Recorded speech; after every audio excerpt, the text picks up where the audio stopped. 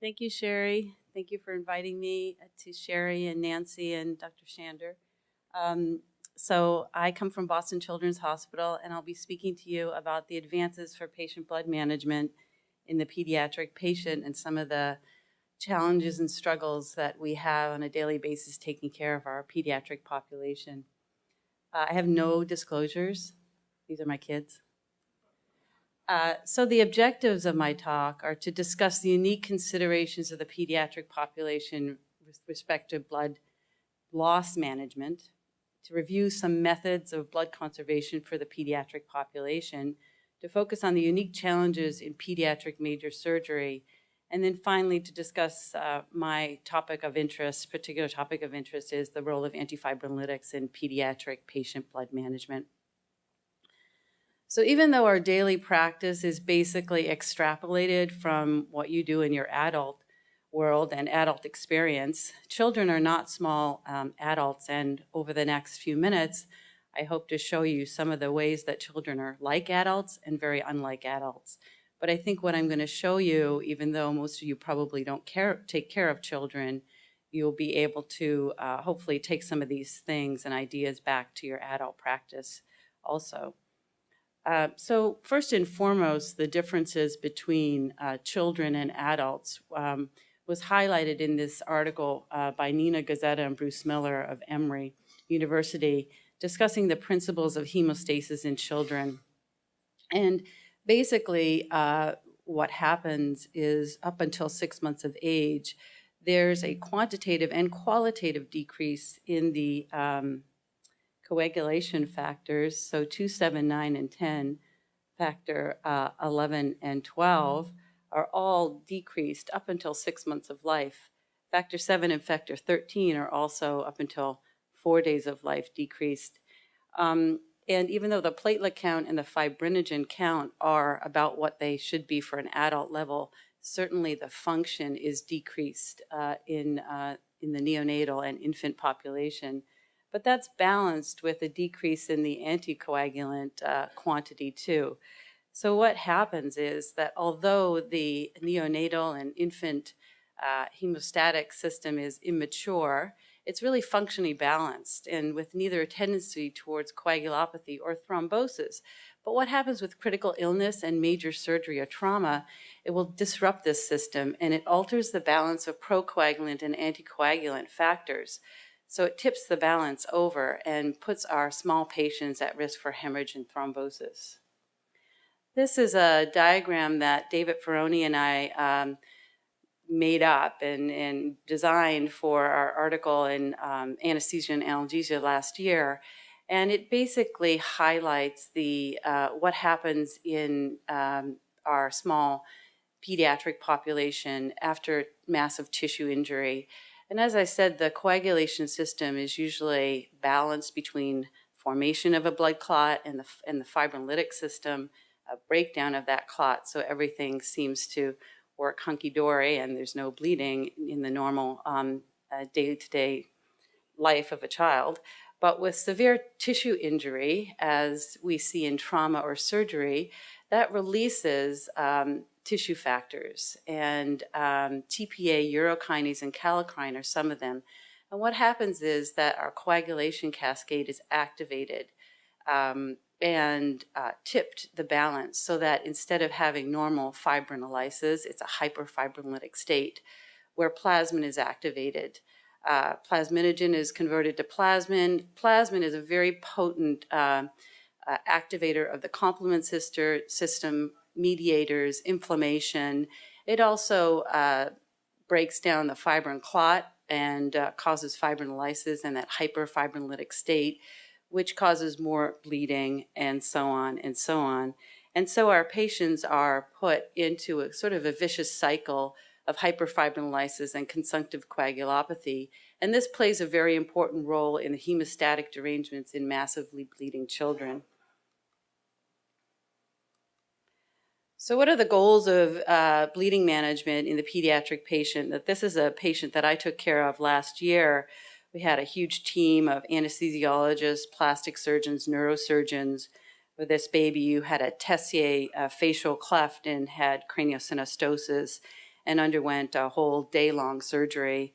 We were very successful in using blood conservation strategies to do this very safely and extubate this baby at the end with very, very little blood product usage. And so the main goals are always, first and foremost, as in the adult world, to restore and maintain oxygen delivery to vital organs and tissues. And you can imagine in small babies with small blood volumes that hemodynamic stability is very hard to maintain. Normovolemia is hard to maintain, and we frequently get hypotension very early in the first half hour of surgery. So we have to manage all that, and at the same time, achieve hemostasis, prevent hyperfibrinolysis, dilutional coagulopathy, avoid all the side effects of blood loss, which can worsen coagulopathy. But at the same time, doing that while keeping in mind that we want to avoid unnecessary transfusion, over-transfusion. The Serious Hazards of Transfusion 2009 report from the United Kingdom listed that 58% of adverse events were directly related to over-transfusion in our pediatric surgical patients. I think this is a really fascinating article that was published from a good friend of mine, Andrew Davidson, from Melbourne, Australia, and his team. They looked at, in 2009, an audit of transfusion of red blood cell units in pediatric anesthesia. And I think it really shows you what we're dealing with and how far we have to go and how far we're going to go in decreasing exposure of blood and blood products in our pediatric population. As you can see, those patients who had a liver transplant, over 80% of those patients received blood products during their liver transplant. Other surgeries which have a very, very high incidence of transfusion from this report were cranioplasty and craniotomy, and as well cardiopulmonary bypass. So all of these surgeries, over 60, 70, 80% of the patients undergoing these surgeries got blood transfusion in 2009. And I think we've traveled a long way, but we have a long way to go. We certainly know that transfusion of blood and blood products is associated with adverse events and risks in the adult population, and that's true for pediatrics also. In this 2011 review article by José Lavallée from McGill University in Canada, she reported complication categories and mortality in Canada, France, the United Kingdom, and the United States. And as you can see, that the very high incidence of death was reported due to trolley, TACO, or hemolytic transfusion reactions in the United States, over 30%, and this is probably underreported. Also, the other category, which is interesting, is inappropriate or unnecessary transfusion, was reported 15% in the United Kingdom. Jacques Lacroix and his group looked at a snapshot of a one-year prospective study in a single institution and reported clinical outcomes associated with red blood cell transfusions in critically ill children. And they reported that red blood cell transfusions were associated with prolonged mechanical ventilation, prolonged PICU stay, and new or progressive multiple organ dysfunction syndrome, and cautioned practitioners to take this into account. And this is just recently published this year. So in my editorial that came out 2 days ago, which was entitled "A Blood Transfusion Can Save a Child's Life or Threaten It," I wanted to really highlight our question should be to transfuse or not to transfuse. And this is a really interesting dilemma that we have in pediatrics especially is that a blood transfusion is clinically necessary for life in many situations when we're taking care of patients that are having massive blood loss and necessary for maintaining vital organ perfusion.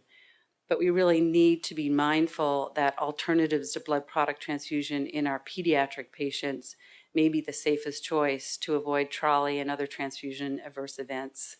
So we need to choose to give it when necessary and wisely.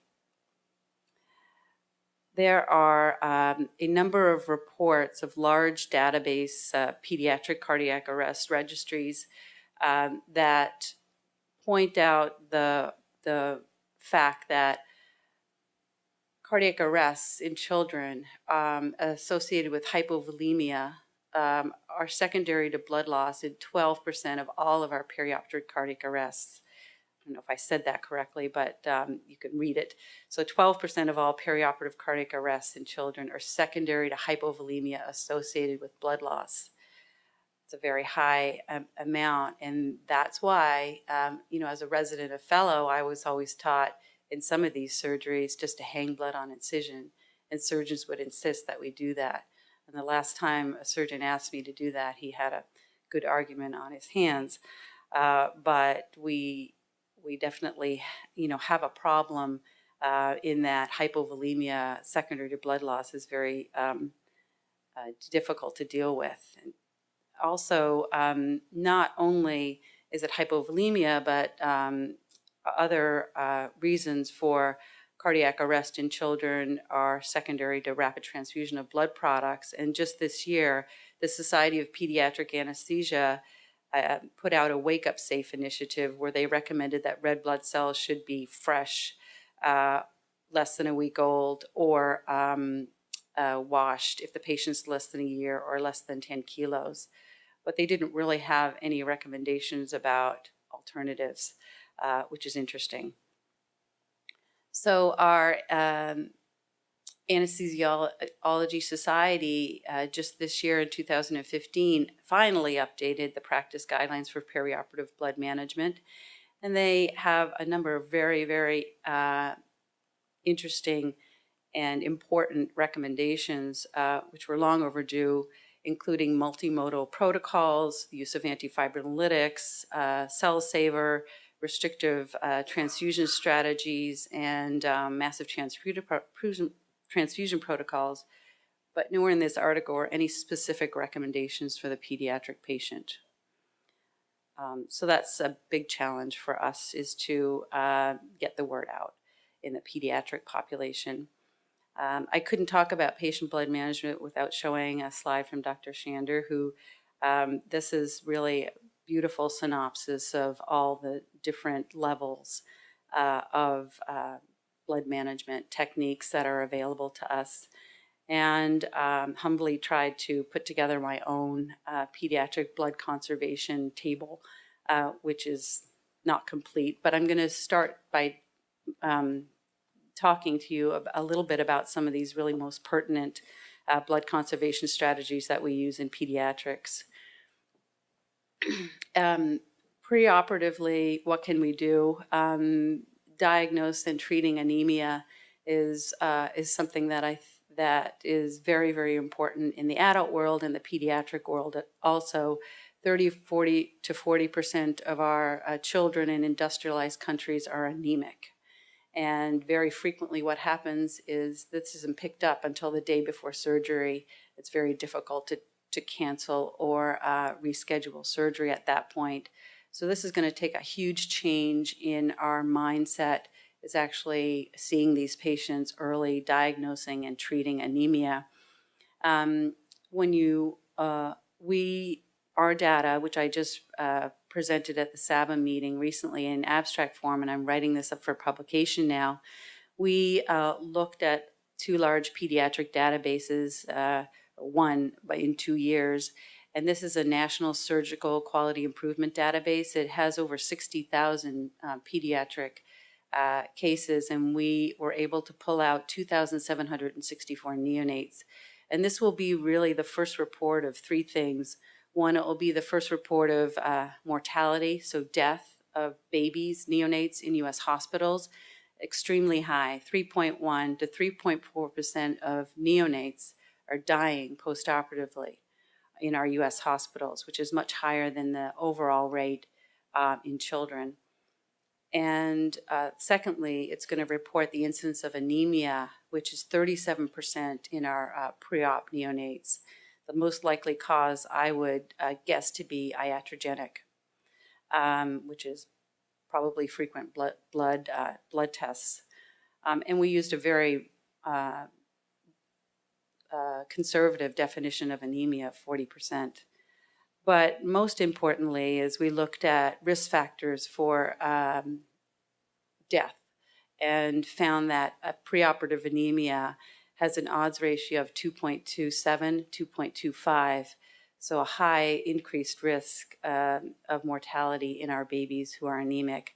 Other risk factors are ASA classification, so that's basically severity score, comorbidities 3, 4, and 5, weight less than 2 kilos, which we already know those are very vulnerable ages, and if the babies are on mechanical ventilation or inotropic support. I did look at red blood cell transfusion because I was hoping there might be some independent risk factor for a red blood cell transfusion, but even though more anemic babies got transfused, we didn't see any association with increased mortality.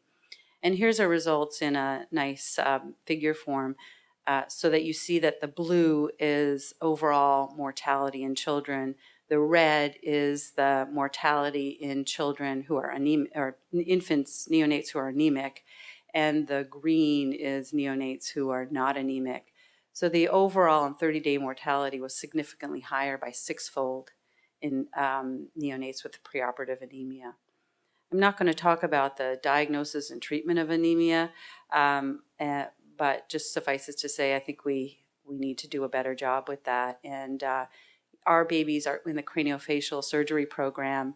When they're seen in the neurosurgeons and the plastic surgeon's office, they all get their blood work then, and certainly all the breastfed babies, the parents are told to give them iron just prophylactically at this point, and that's basically what we're doing preoperatively in our hospital, and hoping to do more in the future. What about EPO? Well, certainly, as we were talking about at our dinner last night, EPO's got a bad rap. Dr. Shander wrote this very compelling editorial in Transfusion 2 years ago, talking about friends or foes, and how do we use it in pediatrics? Well, not very much in preoperative patients. It's certainly efficacious. It works, especially helpful if the babies have a weight loss, or if they weigh less than 10 kilos, if they're also have complications or comorbidities, which would cause them to be anemic, or in the babies who are witness patients. And really in our hospital, Boston Children's, it's very, very tough to get an EPO program going. And the only way that I can get the okay to give EPO on our babies is if they are Jehovah's Witness right now at this point, even though the surgeon that I trained with from Melbourne used it regularly there. And why is that? Well, it's probably because the risks outweigh the benefit, and it's gotten a bad rap.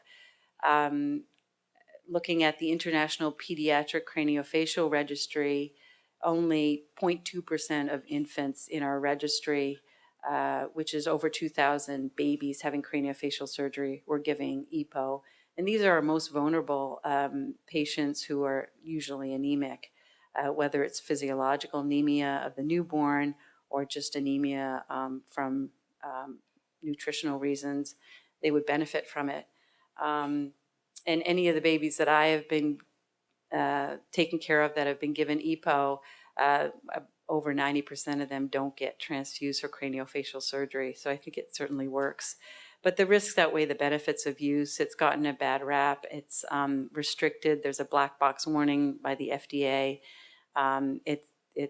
Remuneration is difficult, and so it's not used very frequently. There were 2 really good reviews by the Cochrane collaboration looking at early and late EPO in preventing red blood cell transfusion in preterm and low birth weight infants, and both reported that it's efficacious. It works at decreasing transfusion, although they cautioned that there was an increased retinopathy of prematurity. So I'm not sure if EPO will be something that maybe we might be able to use in the future, or if it's just gotten such a bad rap that we're not going to have it available. But I'll move on to talk about intraoperative various blood conservation strategies as they pertain to pediatrics. And fluid management is something that you don't often hear talked about, but fluid management is very, very important. And the goal should be to maintain normal volemia and avoid hypovolemia. And very often I have to stop the fellow or the resident from opening up the IV fluids and letting them pour in. And sometimes you turn your back and you've got 200 or 300 cc's of fluid that have been poured into the baby, which is not a big deal in an adult, but it is a really big deal in a baby. Hemodilution will worsen anemia or worsen coagulopathy. So we have to be very careful about keeping that balance between normal volemia and dilutional hemodilution. There's no clear recommendation in the literature about whether crystalloids or colloids are better or worse at replacing blood loss in babies, but certainly in my practice, in a small baby with over 20% blood volume loss, I'll use colloids. I think it protects gets hypotension more. And so fluid replacement from the perspective of a hemostatic potential is really a two-edged sword. It's necessary for replacement of losses, but really with the potential to develop dilutional coagulopathy, anemia, and thrombocytopenia. And Torsten Haas outlined this very nicely in his review article talking about management of dilutional coagulopathy. It's something that we need to be mindful of as pediatric anesthesiologists, and as it affects all stages of clot building, just avoid dilutional coagulopathy. I can't talk about patient blood management without talking about the restrictive versus liberal transfusion practice, because everybody wants to talk about that. And it's certainly something that's a hot topic in the pediatric world also. Well, how do we decide when to transfuse? And it's hard to change the mindset.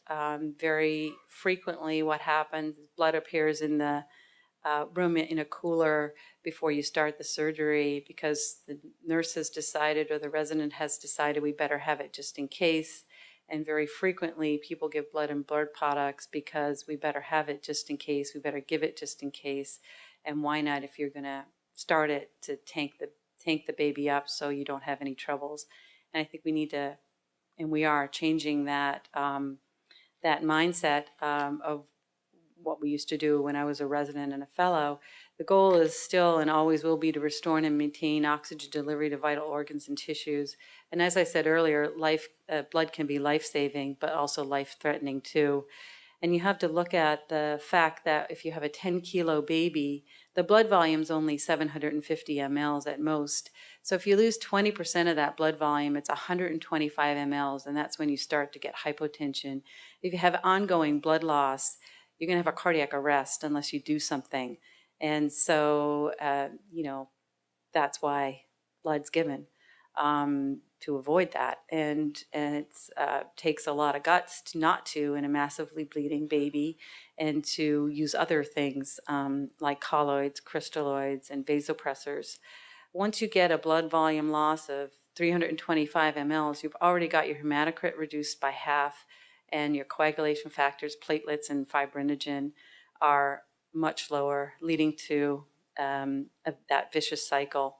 Now, there's no really optimum target transfusion trigger. The ASA Canadian and European guidelines have recommended for decades against a single transfusion trigger, and saying that it's important to maintain oxygenation, tissue oxygenation, and the clinical status of the patient. The lowest absolute target for transfusion, though, is recommended is 6. This was a groundbreaking publication by Jacques Lacroix and his group in 2007, published in New England Journal of Medicine, the TRIP ICU trial. And this looked at transfusion strategies for pediatric patients in ICU. It was a non-inferiority trial that included over 600 children, stable, critically ill children, and they randomized them to restrictive strategy of 7 grams per deciliter hemoglobin or a liberal strategy. And what they found was similar to what's found in the adult population, was that there was definitely a marked decrease in transfusion of blood in the babies in the restrictive strategy, but no change in 28-day mortality or new onset multiple organ dysfunction syndrome. Morley, in his article, Best Practice Guidelines for Pediatrics, also recommended that a restrictive transfusion practice is of 7 grams per deciliter hemoglobin is safe in terms of adequate oxygen delivery and clinical outcomes, but with massive blood loss, a threshold of 8 was recommended. And this was also highlighted recently in the European Journal, where the European guidelines recommended a similar threshold. There was a subgroup analysis of that TRIP ICU trial published looking at just the postoperative surgical patients, 130 patients, and a similar result that no change in 28-day mortality or multiple organ dysfunction syndrome. But I have to caution that we still really don't know what that means in our very, very small babies. And this article by Robin White cautioned that we don't know which is better, restrictive or liberal transfusion threshold, as far as neurodevelopmental outcome in our babies. So we still need more work to answer that question.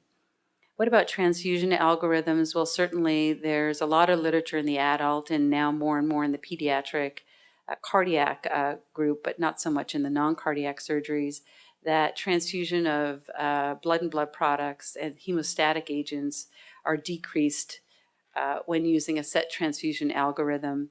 And this, used in conjunction with point-of-care testing, is recommended for early and timely detection of coagulation defects.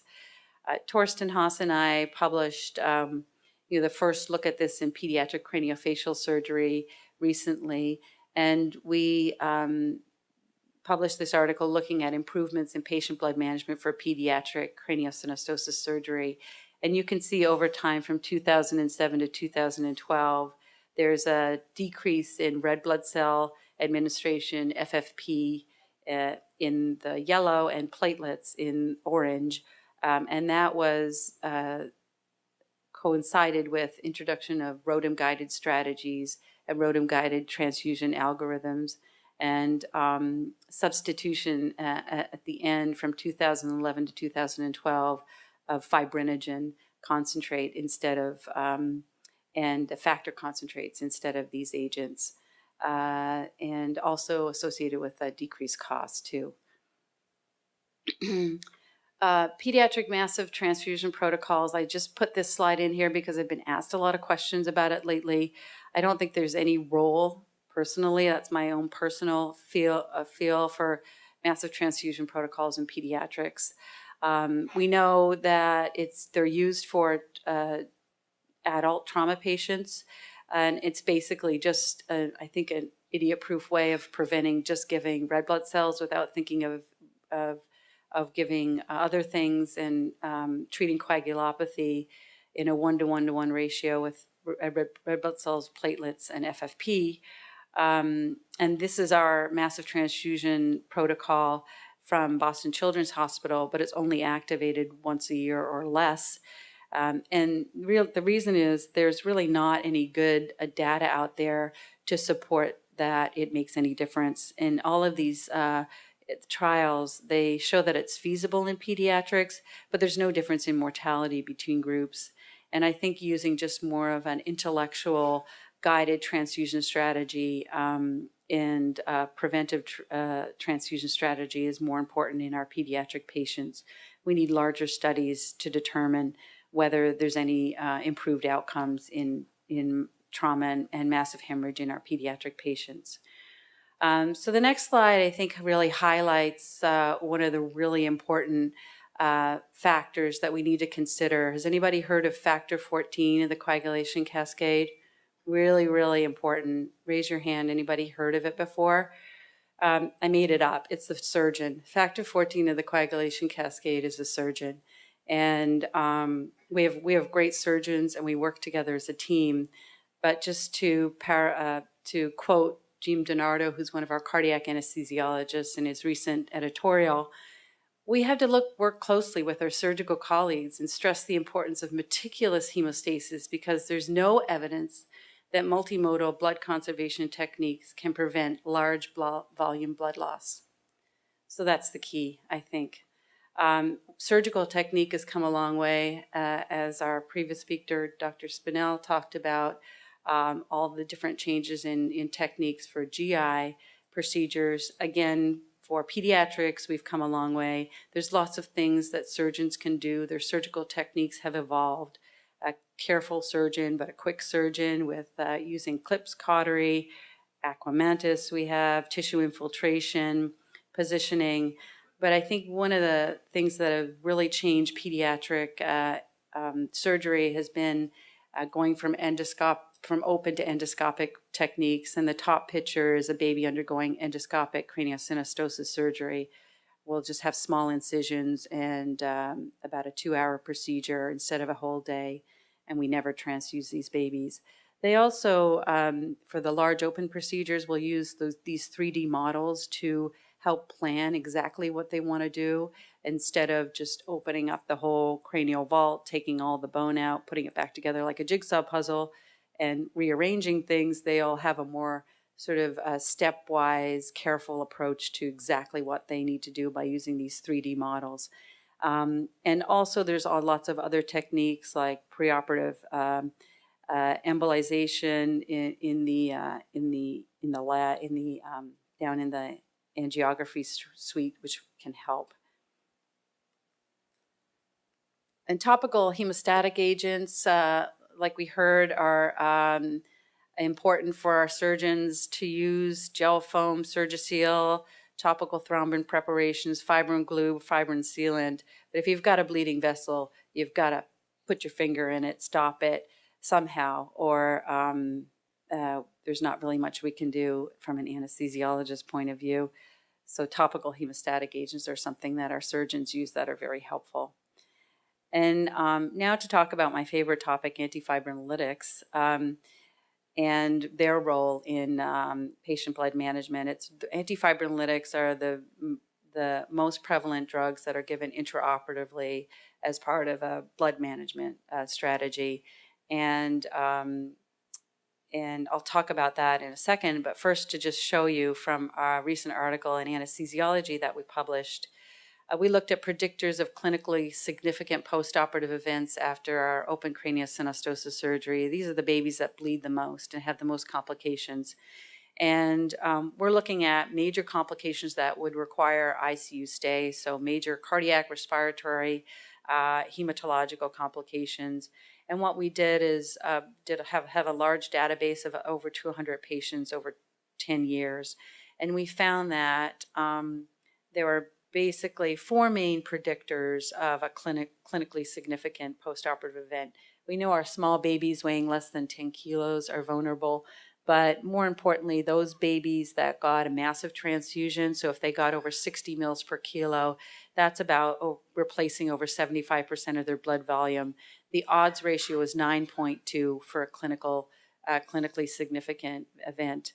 If they got hemostatic products, FFP, platelets, cryo, it greatly increased their risk of a postoperative adverse event with an odds ratio of 5.3.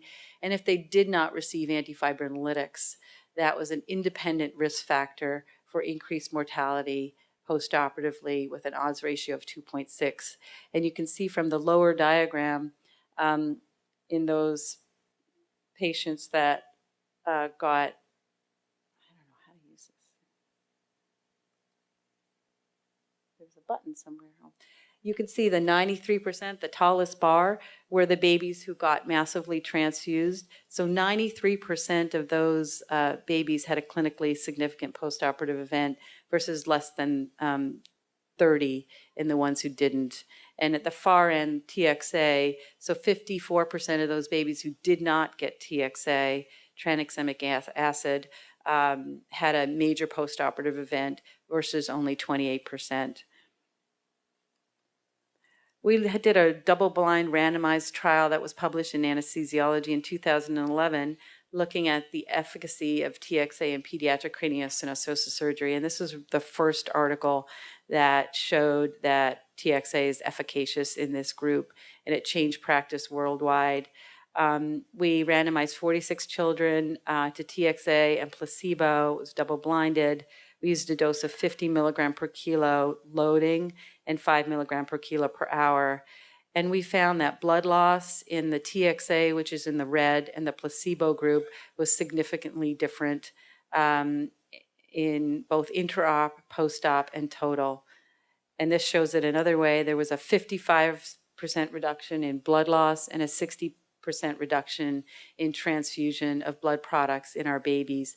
So we went from giving about 3 units of blood, FFP, platelets, cryo, to these babies in the placebo group, to the babies in the TXA group received less than a unit and did not receive any FFP, cryo, or platelets. So it was a significant change.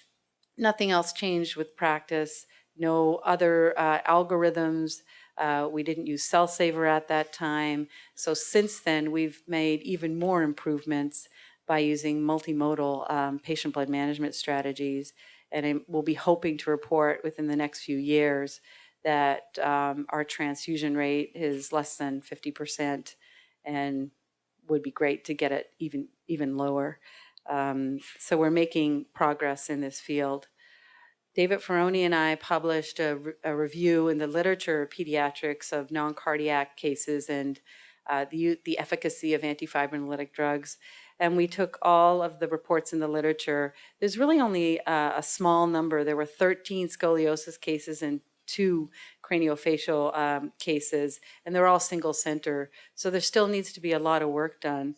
But basically the results are that for the primary outcomes of blood loss, blood volume, and risk of transfusion for all antifibrinolytics, they together demonstrated a statistically significant benefit relative to placebo, much stronger evidence for tranexamic acid versus the other antifibrinolytics. And there were no evidence of adverse events attributable to TXA in these studies. But still, when I look at our craniofacial registry, for example, even though we have overwhelming support that TXA is efficacious in these babies, only 50% of U.S. hospitals are using antifibrinolytics intraoperatively for craniosynostosis surgery, much less in the other surgeries because we're worried about side effects. So we need to show that the side effect profile is acceptable and that the benefit far outweighs the side effects. In large meta-analysis, there has not been any clinically significant side effects for thromboembolic events, but over the last couple of years, there's been reports, probably since aprotinib went off the market and more people are using other antifibrinolytics in higher doses, of non-ischemic clinical seizures. And these are only in our high-risk patients, the cardiac surgical group on cardiopulmonary bypass receiving very large doses of TXA. And the thought is that it's either GABA receptor mediated or glycine, but it's probably multifactorial. These babies are on cardiopulmonary bypass pump. They may have ischemic events, decreased blood flow to the brain and vital organs, and high doses of TXA. So in this editorial, we really wanted to just highlight some insights about the use of TXA. And when you look at the majority of studies, both in the pediatric and adult world, the TXA dose is just given, I'll have to use the word willy-nilly because I like that word that our first speaker said. It's just given willy-nilly. It's really, nobody really knows what dose to give. And what we need is more data on guiding dosage based on PK. And our group has done that, and we'll be publishing more and more about dosing guidelines based on the pharmacokinetic profile. And I'll show you in the next couple of slides what we've done in 2 major surgical groups. But the question still remains about what is the minimal effective concentration. That data is the 1970s, and we still really don't know what the minimal effective plasma concentration of TXA is to inhibit fibrinolysis. And our lab is working on answering that question. And therefore, we have a lot of difficulty recommending a dosage scheme because we really don't know what plasma level we need. And we need more studies looking at efficacy, but mostly safety, based on our dosage scheme, which is PK/PD based. And finally, we really don't know what the mechanism of action of TXA is, and we need more studies, and our group is looking at answering that question. Just to show you some of the work we've done on pharmacokinetics, this was a population pharmacokinetic study of TXA in pediatric patients undergoing craniosynostosis surgery. And up in the corner is our TXA concentration over time. And that red dotted line is really what we think the therapeutic plasma concentration is. And you can see all the dots and all the lines are above that level. So that means we're achieving that therapeutic plasma concentration. And we use this to make a model and then to predict which dose, because really we think that the side effect profile is dose related. And if we can get the dose at the least possible, the lowest dose, but still have therapeutic dose, we think that that will be important. And when we plug it in our model using various concentrations of TXA, we find that the best dose is much less than our high cardiac dose we're giving. This dose we recommend is 10 milligram per kilo loading dose and 5 milligram per kilo per hour. There are lots of places that are using 100 milligram per kilo load and 10 milligram per kilo per hour, which is probably very high, and that's probably why we're having side effects. And I just am worried that as more and more centers use this in high doses, that side effects are going to be reported, and that maybe TXA may get a bad rap. And so this is what our group is looking at, trying to answer this question. We've currently got a double-blind, randomized, placebo-controlled trial in pediatric idiopathic scoliosis surgery. We have 10 more patients, and then the trial will be finished. But I'm excited to report for the first time here, and we're writing this up in manuscript, our pharmacokinetic profile of TXA in these pediatric idiopathic scoliosis surgery patients. In the corner, you can see our plasma concentration over time graph. All the dots are actually specific plasma concentrations of TXA. And then we've built this really nice model shown in the blue and red colors, which is the 95% confidence interval to match our dose. And we use that model to make a prediction about what dose we should use in these children.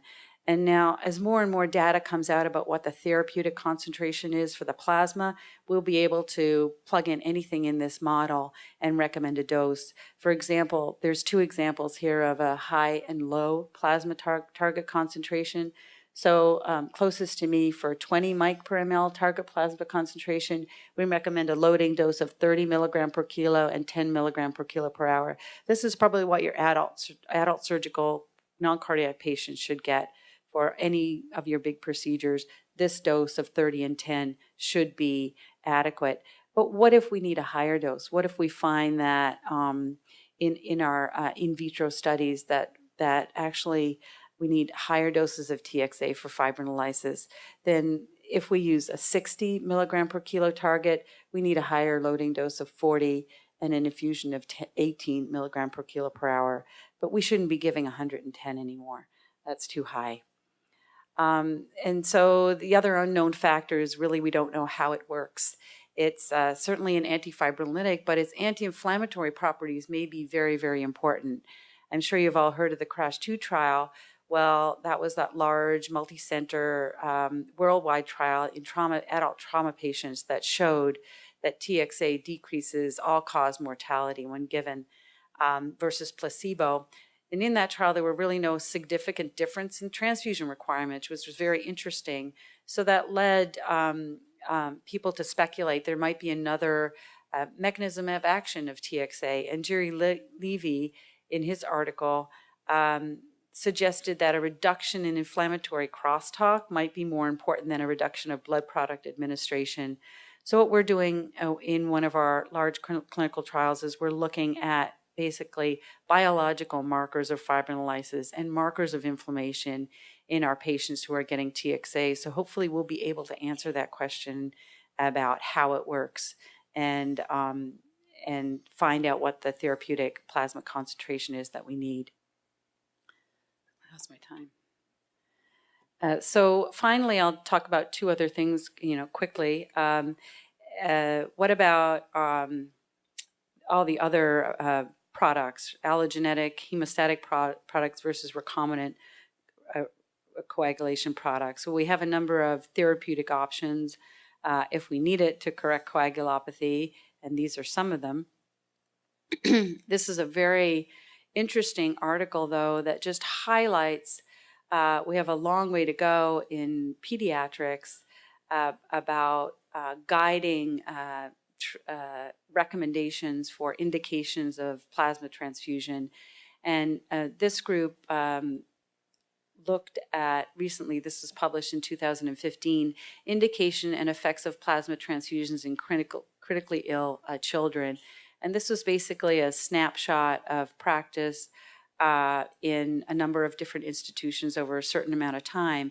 And they looked at the primary indication for plasma transfusion in critically ill children. And the red shows that children were given plasma because of critical bleeding. The orange is showing 21% had minor bleeding, but the most compelling of all is the green. 34% of patients who were given plasma transfusion, there were no bleeding and there was no procedure scheduled. So it was not clear what the indication to give plasma transfusion was. It was probably to treat a lab value. These diagrams show the change in INR in the A and PTT after plasma transfusion in these critically ill patients for those different categories. And basically what it shows is that there was really no big change in the lab value unless it was way off. So the conclusions of this group was that 1/3 of transfused patients were not bleeding and had no planned procedure, but yet they were transfused anyway.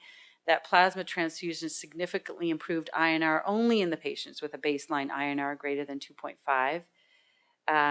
And in addition, most patients, coagulation tests are not sensitive to increases in coagulation factors resulting from plasma transfusion. So the bottom line is that we just really need studies to assess appropriate plasma transfusion strategies in our pediatric patients. We don't have good guidelines. This is an interesting article by Torsten Haas and his group from Zurich, and they looked at bumping the fibrinogen concentration up higher and using that in an algorithm to decrease transfusion requirements during major pediatric surgery.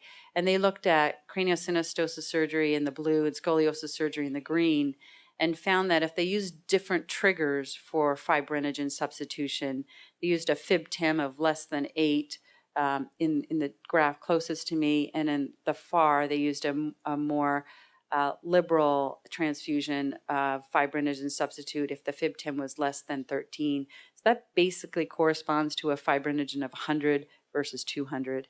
And they found that when they used the fib-tim less than 13, that there was a decreased amount of red blood cells transfused and a decreased amount of cell saver used, and also other factors used for these craniosynostosis and scoliosis surgery patients. So perhaps we need to look at a higher fibrinogen to actually keep that clot stable rather than the lower fibrinogen level that most of us use.